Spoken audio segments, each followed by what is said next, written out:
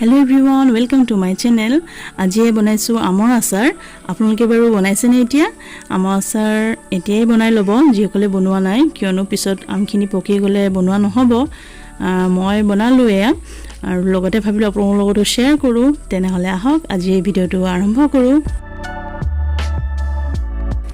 আৰু এই আমৰ আচাৰ বনাবৰ বাবে মই কেঁচা আম লৈ লৈছো। এইখিনি 1 কেজিতকৈ অলপমান বেছি আছে।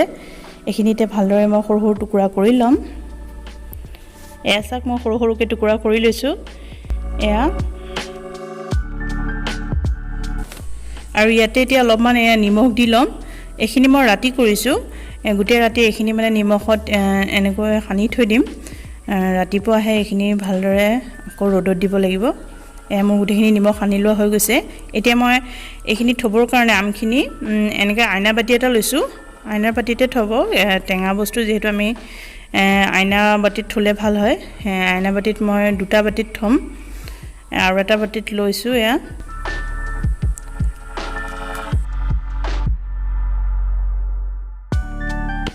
আৰু মই দুটা বাটিতে ঠিক কৰি ললো। এইখিনি এতিয়া প্লেট এখনে এনেকৈ ঢাকি থৈ দিম গোটেই ৰাতিৰ কাৰণে। আৰু এই পিছদিনাখন ৰাতিপুৱা দেখাইছো। এইখিনি চাওক, নিমখৰ পৰা পানী ওলাই আহিছে। এই পানীখিনি এতিয়া টুকি ল'ব লাগিব। এতিয়া মই ডাঙৰ সাইজৰ চৰিয়া এটা লৈ লৈছো আৰু ইয়াৰ ওপৰতে খৰাহি এটা দি দিছো আৰু পানীখিনি এইদৰে এনেকৈ টুকি লম। আমৰ বাটিত থকা পানীখিনি, নিমখৰ পানীখিনি। আৰু এইখিনি এইদৰে অলপ সময় থৈ দিম, যেতিয়া পানীখিনি ভালদৰে ওলাই আহিব নিমখৰ পানীখিনি। আৰু ৰ'দত শুকালেও তেতিয়া বহুত বেছি সময় নালাগে, সেইবাবে এনেকৈ থৈ দিম। আৰু এইখিনি অলপ দেৰি পিছত দেখাইছো। এইখিনিতে এতিয়া হালধি গুড়ি দি দিম অলপমান।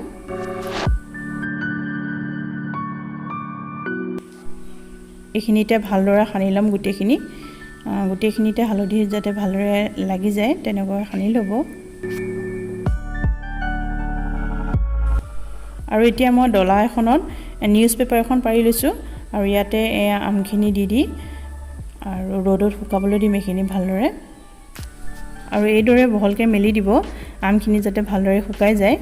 আৰু একেবাৰে কৰকৰীয়া হোৱাকৈ নুশুকাব, নহলে আমখিনিৰ টেষ্টটো নহলে ভাল নালাগিব পিছত আচাৰ বনালে। আৰু এইখিনি চাওক মোৰ ৰ'দৰ পৰা অনা হৈ গ'ল। এইখিনি চাওক ইমানটোৱে ৰাখিব, বহুত বেছি কৰকৰীয়া হৈ যোৱাকৈ নাৰাখিব। এতিয়া এটা শুকান কেৰাহীত প্ৰথমে দিছো এয়া চফ 1 চামুচ আৰু কালজিৰা দিছো 1 চামুচ আৰু এয়া আজৱাইন দিছো 1 চামুচ আৰু এয়া মিঠি গুটি দিছো 1 চামুচ, জিৰা গুড়ি 1 চামুচ দিছো আৰু বগা সৰিয়হ দিছো 2 চামুচ।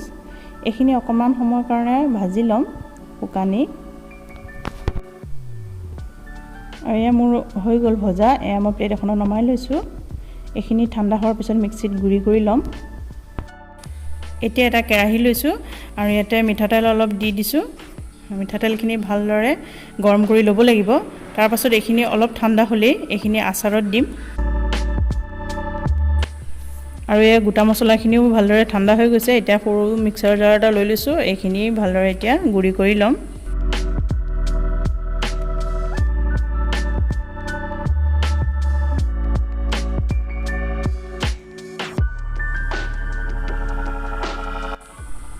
এতিয়া এই আমখিনি মই চৰিয়া এটাত বাকি লৈছো আৰু এতিয়া ইয়াতে মছলাখিনি দিব লাগিব। এতিয়া প্ৰথমে দিছো মই মছলা গুড়ি কৰি থোৱা মছলাখিনি দি দিছো। ইয়াৰ পিছতে দিছো এয়া জলকীয়া গুড়ি মই 2 চামুচ দিছো। আপোনালোকে বিচাৰিলে কম বেছি কৰি ল'ব পাৰে।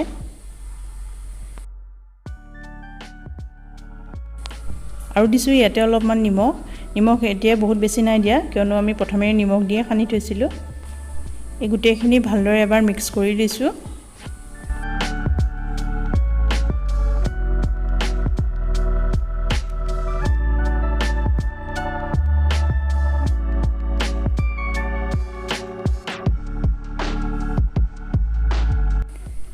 এতিয়া ইয়াতে মিঠাতেলখিনিও দি দিছো। এইখিনিতে ভালদৰে মিক্স কৰি ল'ম যাতে তেল মছলা গোটেইখিনি ভালদৰে লাগি যায় আমখিনিত। তেনেদৰে মিক্স কৰি ল'ব।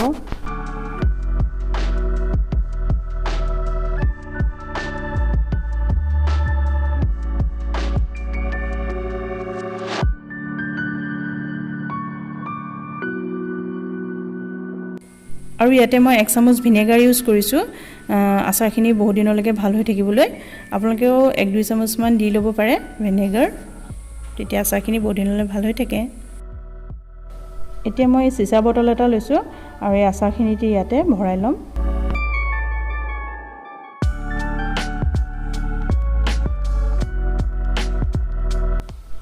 এয়া এটা বটলত ভৰ্তিকৈ ভৰাই ল'লোঁ আৰু অলপমান থাকি গ'ল, গতিকে আৰু এটা বটল লৈ লৈছোঁ।